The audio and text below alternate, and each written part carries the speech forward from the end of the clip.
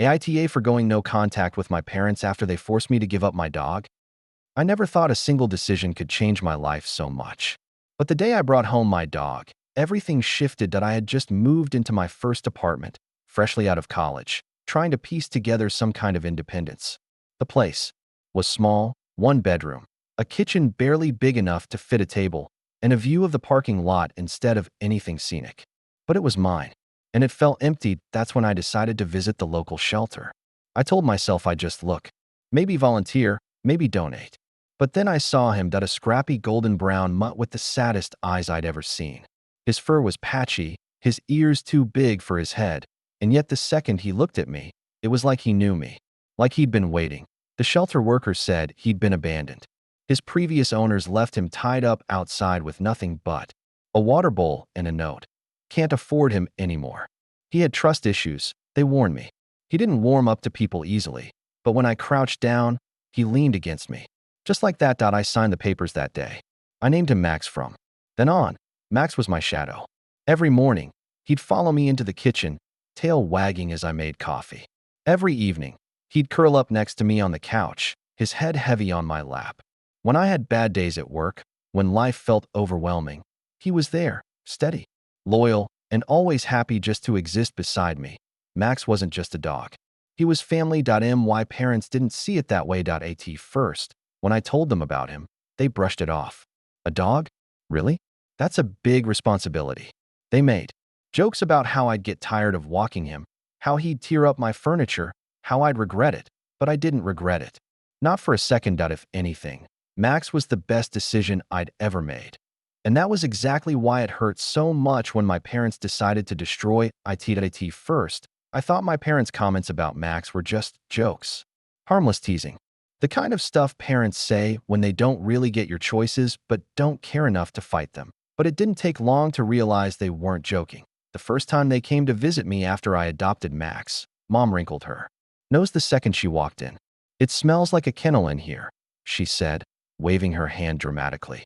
Max, being his usual sweet self, trotted up to her with his tail wagging. Instead of petting him, she recoiled like he was diseased. "Don't let him touch me." His paws have been all over the street. Dad wasn't much better. He grumbled about the dog hair on the couch, about the water bowl by the kitchen, about how much food Max ate. "You know how expensive dogs are, right? You're throwing your money away." I tried to brush it off. "He makes me happy," I said, scratching Max behind the ears. "That's worth it." But they didn't let it go. Every phone call turned into a lecture. Mom would say things like, "You're tied down now. You can't travel. You can't live your life." Dad would add, "Dogs die in 10 years anyway." Then what? All that money, all that time wasted. Each time they said something, I felt my stomach knot tighter. It wasn't just disapproval, it was contempt. Like they couldn't respect my choice, like Max was proof I wasn't living the life they wanted for me. The worst part was, Max noticed. He wasn't dumb. Every time my parents visited, he grew anxious. He'd hide behind me, ears flat, watching them like he knew they didn't like him. And it killed me, because this dog who had already been abandoned once was now feeling unwanted all over again. That was the first time I realized this wasn't just about different opinions. This was the beginning of a war, and Max was right. In the middle of IT didn't take long for the jokes and concerns to turn into outright demands. One night, during a family dinner at their house, Mom leaned across the table, her voice sharp. "You need to get rid of that dog. He's holding you back." I froze, my fork halfway to my mouth. "Excuse me." "You heard me," she said. "You're young. You should be focusing on your career, your future, not cleaning up after some mutt." Dad jumped in, his tone more calculated. "Look, we're just being realistic. Dogs are expensive. They tie you down. You'll meet someone one day. Do you think they'll want to deal with your baggage? A dog is baggage." I felt Max's absence like a physical ache. I'd left him at home that evening, figuring it was easier than dealing with their constant complaints. And now here they were, dissecting him like he was an object, not the living, breathing creature who had given me nothing but unconditional love. "I'm not getting rid of him," I said firmly. "He's family." Mom scoffed. "Family? He's an animal. You don't choose an animal over blood." But that was the problem, wasn't it? Blood wasn't making me feel safe. Blood wasn't giving me love without conditions. Blood wasn't wagging its tail every time I walked through the door. After that, the pressure became relentless. They called me constantly, slipping it into every conversation. You'd have more money if you didn't have him. Think about how much easier your life would be. Do the smart thing before it's too late. At first, I argued back. Then I stopped answering their calls as often.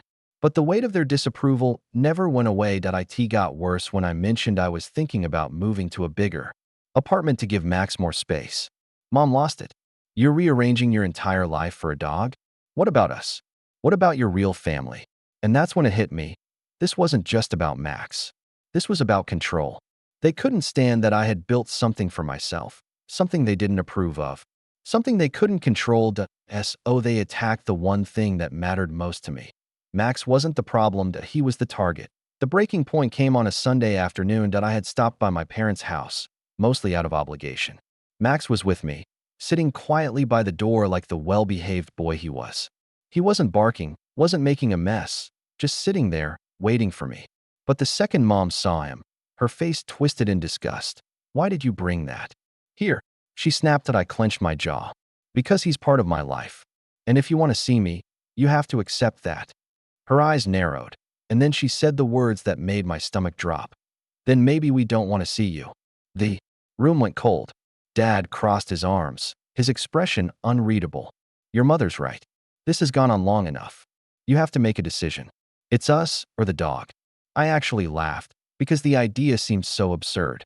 You're seriously asking me to choose between my parents and Max? Yes, Mom said flatly, her voice sharp as glass. You're obsessed with him. You've let him ruin your priorities. We won't stand by and watch you throw your life away over an animal. Max whimpered softly, as if he could sense the tension. I reached down and stroked his head, my chest tightening. He's not just an animal. He's my family. That's when Dad leaned in, his voice low and cold. If you keep him, don't expect our support anymore. Financial, emotional, any of it. You'll be on your own. I stared at them, stunned. This wasn't about concern or even dislike. This was about control. They didn't want me to choose Max. They wanted me to choose them. To bend, to prove I was still under their thumb. The ultimatum hung in the air like a noose. And in that moment, I realized the truth. I had already made my choice, because the love I felt from Max was real, pure, safe. And what I felt from them was nothing but conditions. Still, their words lodged in my chest like splinters. Could I really cut them off? Could I really walk away from the people who had raised me, even if they were toxic? That night, lying on the floor with Max curled against me, I whispered into his fur, I'll never give you up. No matter what. I wanted to believe it. I needed to believe it, but I had no idea just how far they were willing to go to break that promise. I should have known they wouldn't stop at words. For weeks after the ultimatum, things were tense. I limited my visits, kept conversations short, and focused on building a life with Max. I thought maybe if I gave them space, they'd eventually come around. Maybe they'd see how much he meant to me, how happy I was, and finally let it go that I was wrong. That IT happened on a weekday while I was at work. I came home tired, my apron still dusted with flour, eager to collapse on the couch with Max like I always did. But when I opened the door, the apartment was too quiet. No paws clicking on the floor. No tail thumping against the couch. Max? I called out, panic rising in my chest. I searched every room, bedroom, bathroom, even the closet. He wasn't there. My heart pounded so hard I thought it might burst. His leash was missing. His food bowl was gone. And then I saw it. A note on the counter in my mom's handwriting. You'll thank us one day. We found him a better home. Focus on your future. The room spun. My legs gave out, and I dropped to the floor, the paper shaking in my hands. They had taken him. My parents, the people who were supposed to love me, had come into my home, crossed every boundary, and stolen the only being who had never hurt me. That I called them, my voice raw with rage. Where is he? Where's Max? Mom's voice was calm, almost smug. He's fine. He's with a nice family. You don't need to worry about him anymore. You had no right. I screamed. My throat burned, my hands shaking so hard I nearly dropped the phone. You weren't thinking clearly, she said. We're your parents. We know what's best. That dog was ruining your life. This way, you'll have a chance at something better. Dad chimed in, his voice cold and final. It's done. Move on. I don't even remember hanging up. I just remember the sound of my own sobs echoing through the empty apartment, the silence where Max's breathing should have been. That night, I sat on the floor with his empty collar, clutched in my hand, and something inside me shattered. They hadn't just taken my dog, they had taken my trust. And in that moment, something else hardened inside me too that I swore I would never forgive them. Not for this. Never. The first few days after Max was taken were a blur of rage and grief that I barely slept. I barely ate. I drove around the city, stopping at every shelter, calling every rescue, asking if a golden brown mutt with sad eyes had been brought in. Each time the answer was no, my chest grew heavier. AITA night, I scrolled through adoption websites until my eyes stung, hoping by some miracle I'd see his face again. But he was nowhere. My parents had made sure of that. They hadn't given him to a shelter. They had handed him off to strangers, cutting off any chance I had of finding him. My apartment felt hollow. His empty food bowl, his toys scattered on the floor, his leash hanging by the door. Each one was a dagger. The silence was unbearable. No paws patting across the floor. No head nudging my hand when I was sad. Just me, alone with the echo of what they'd stolen. I confronted my parents again, desperate. I begged them, tears streaming down my face. Please, just tell me where he is. Let me see him. I'll do anything. Mom's response was ice. You'll thank us later. You don't see it now, but we saved you. Saved me.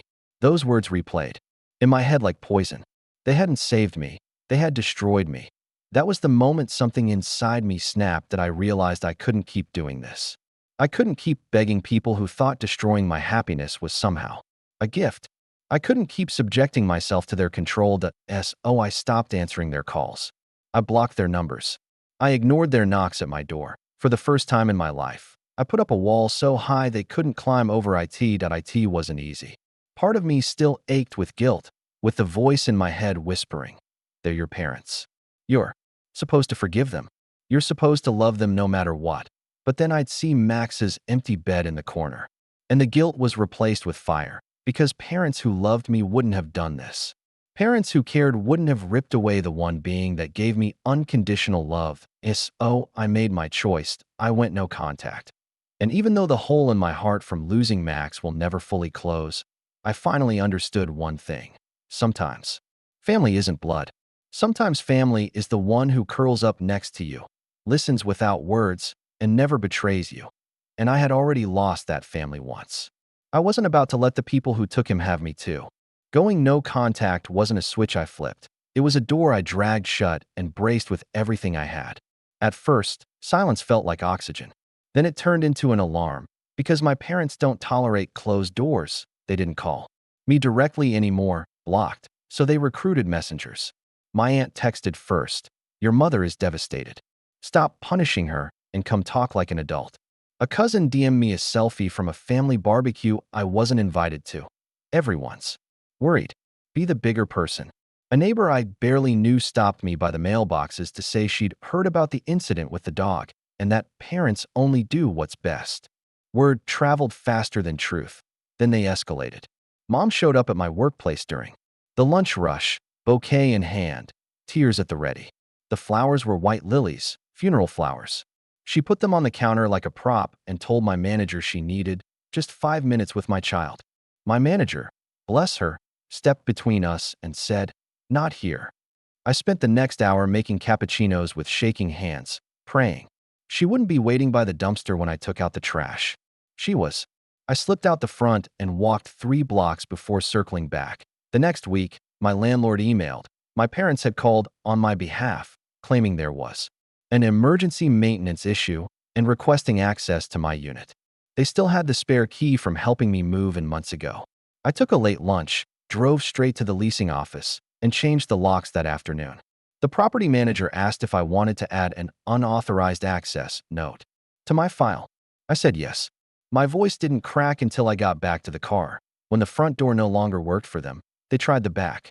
Handwritten letters began appearing under my doormat and wedged in the weather stripping. Moms were theatrical.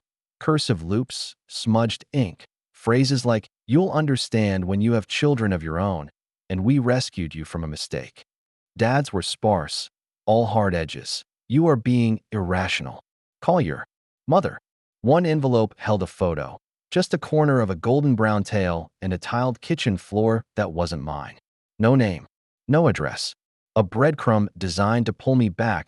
I took the letters to my therapist. Yes, somewhere between calling every shelter in the county and sleeping with Max's collar under my pillow, I Googled a sliding scale clinic and booked an appointment. My therapist didn't tell me what to do.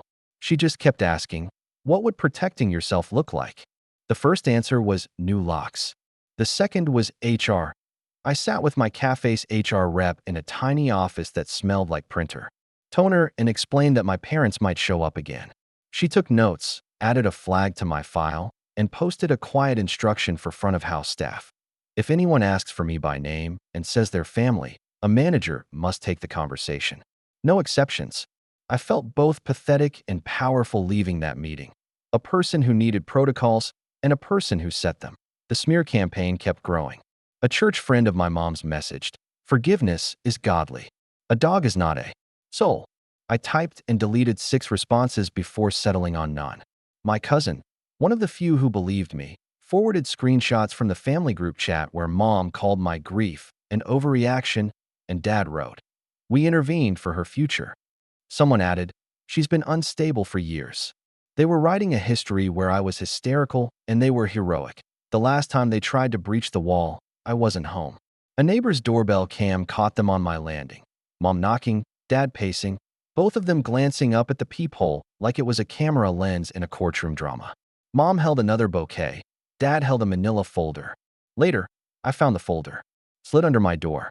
Inside, photocopies of articles about pet-related financial strain, a spreadsheet titled Projected Savings Without Dog, and a note. Evidence you were making poor choices. There was also a printed apology. The sort that isn't, "We're sorry you felt hurt," but that night I wrote my own letter, short, typed, dated. I didn't mail it. I kept a PDF and slid a printed copy under their door at dawn. When the city felt suspended between breaths that I will not meet, call, or correspond unless you provide me with the current location and custody contact for Max in writing. I recognize our definitions of love and safety differ. Mine include consent and respect for boundaries.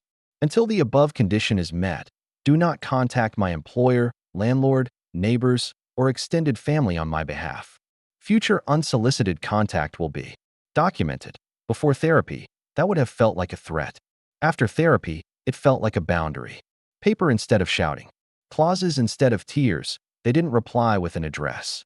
They replied with silence, then with new tactics. Packages I hadn't ordered. Cookbooks for single living. Budgeting guides. Voicemails from unfamiliar numbers that turned into mom midway through, "You picked up?" And one awkward interception in a grocery aisle where dad said, "Enough," like he was ending a tantrum, not a siege. That I left my card, walked out with nothing, and sat in my car until my hands stopped buzzing. Then I drove to the shelter, the first one I'd visited months ago, and asked if they needed weekend volunteers. I learned to fold blankets the way dogs like, to speak softly around the jumpy ones, to sit on the concrete and wait until a trembling body decided my lap was safe. I didn't find Max there, but I found a version of myself that could be kind again. A small life began to assemble around the crater. Early morning runs, a secondhand bookshelf I built badly and loved more for the wobble, friends who texted door code instead of "Are you free?" and came over with takeout and movies where the dog doesn't die. I put Max's collar on the bookshelf instead of the nightstand. I still touched it every morning. People say time heals. Time doesn't heal, it layers. New routines over old ruptures. Boundaries over breaches. Paper over the places you can't repair, and still, every few weeks, a number I don't recognize lights up my phone. I don't answer. I screenshot. I save it in a folder called documentation. It's boring. It's adult. It's how you survive a siege without firing back. I haven't stopped hoping I'll get a real breadcrumb, an actual name, a real address, something actionable. Maybe I never will. Maybe that's part of the lesson my therapist keeps gently pointing toward. Closure is not a delivery, it's a decision, but I do know this. The day my parents took Max was the day I lost any illusion that love without respect is love at all. And the day I changed the locks was the day I chose myself. I'm not done. The story isn't over. The war quieted, but it didn't end. And the next chapter isn't about them, that it's about what I build in the space they can't enter anymore.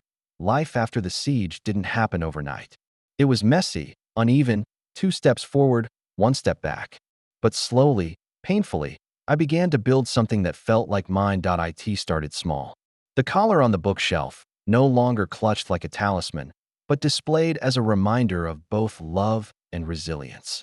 A morning routine: run, shower, coffee, write a to-do list, work at the cafe, volunteer shifts at the shelter, evenings with friends who didn't ask me to explain my silences, but simply filled them with laughter and shared food. The grief didn't vanish. Some nights I still woke up reaching for the sound of paws on hardwood. Sometimes a random dog on the street would make my throat tighten until I had to duck into a side alley just to breathe. But alongside grief, there was movement, growth, a sense that I was no longer frozen in the moment they took Max away. One turning point came when a coworker, someone who'd seen me spiral after the incident, slid a card across the counter. One night after closing, it was for a local legal aid clinic. "They helped my cousin with a landlord issue," she said. "Maybe they can help you." At first, I brushed it off. What could lawyers do about stolen dogs and manipulative parents? But curiosity won.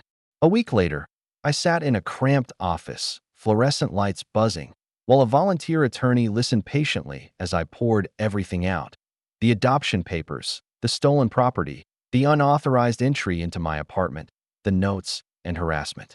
After I went no contact, she didn't dismiss me. She nodded, took notes, and finally said, "What they did could be considered theft. Pets are property under the law, even if we both know their family. If you want to pursue this, we can. Draft a demand letter. At minimum, it might scare them into telling you where Max is." My heart pounded. It wasn't closure, but it was a sliver of possibility.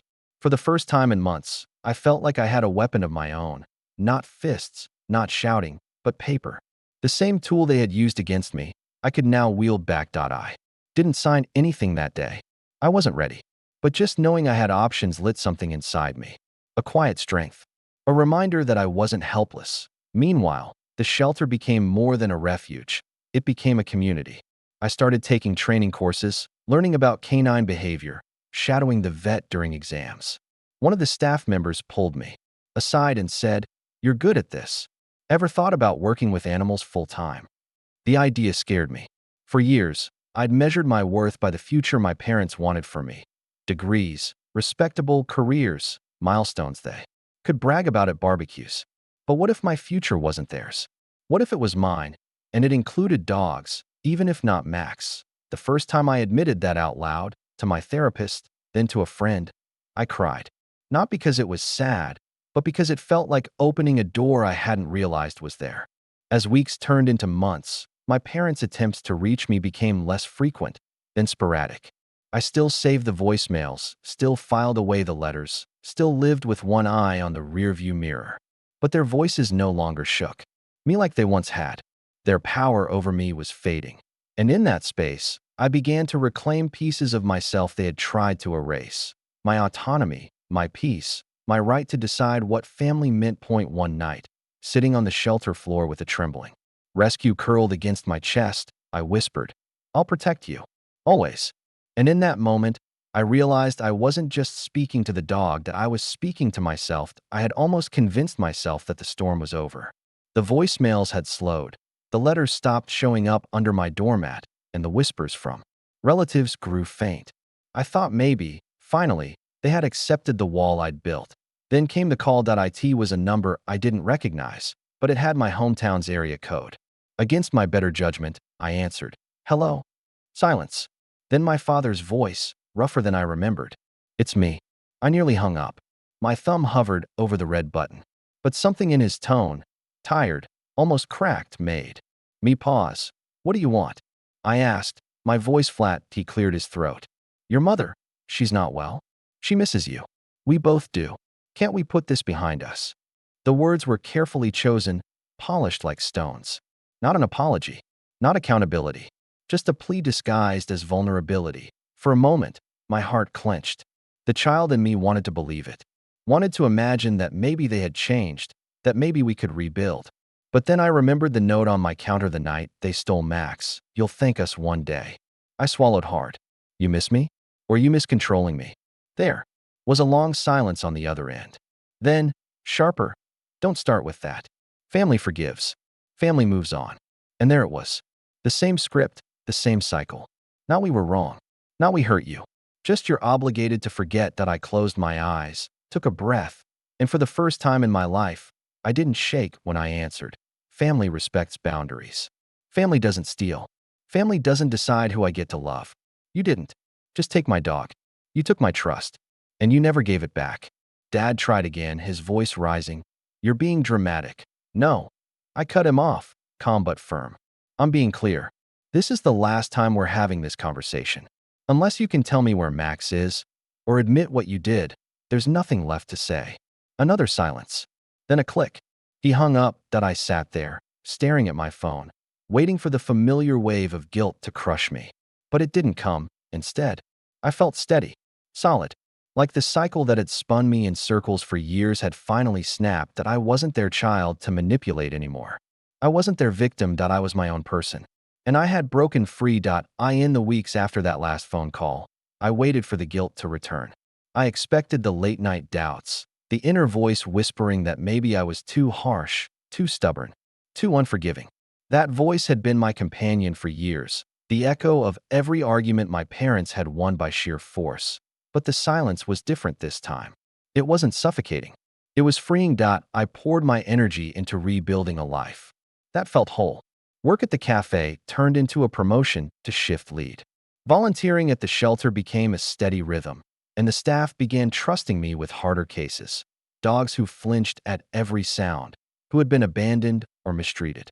I saw myself in their trembling bodies, and each time I coaxed one into wagging its tail again, it felt like a piece of me was healing too. I moved apartments. Not far, but far enough that my parents no longer knew my address. The new place had big windows and a balcony where I could sit with a book in the evenings, letting the city hum around me. For the first time, home didn't feel like a trap. It felt like mine. Max's absence still ached. It always will. Every morning, when I lace up my shoes for a run, I remember the way he used to circle at the door, impatient to go. Every time I collapse on the couch after a long shift, I imagine the weight of his head in my lap. I never stopped missing him.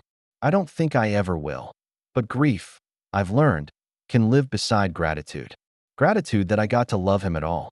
Gratitude that he taught me what unconditional loyalty feels like. Gratitude that, because of him, I finally saw the truth about my parents. That love without respect isn't love at all. The family I was born into betrayed me. The family I chose, even if it was 4 paws and a wagging tail, showed me what love really means. And when the people who gave me life forced me to give them up, they lost the right to call themselves my family. So I cut them off. Completely. No more calls. No more letters. No more cracks in the wall, because I deserve peace. I deserve respect. I deserve the right to decide who I let into my life. Still, part of me wonders. Late at night, when the city goes quiet, I ask myself, did I go too far? Should I have tried harder to forgive them, even after what they did? Or was this the only way to survive? So I'll ask you, strangers on the internet, the question I can't stop circling. Am I the asshole for going no contact with my parents after they forced me to give up my dog? Thank you for watching this story on True Tales Hub.